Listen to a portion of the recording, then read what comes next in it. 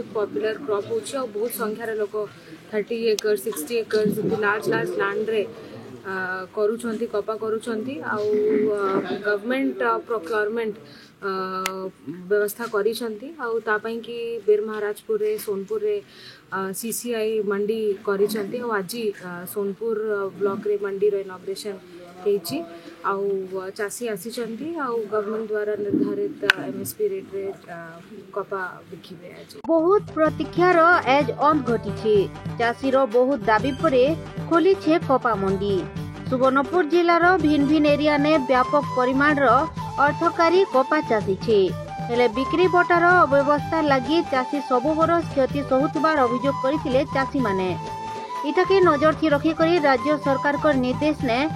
जिला प्रशासन आरु मंडी मूल करा जायछे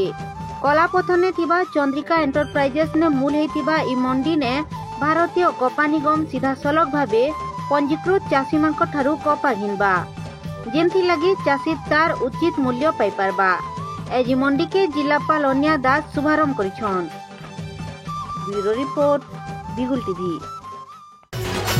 संबलपुरी ने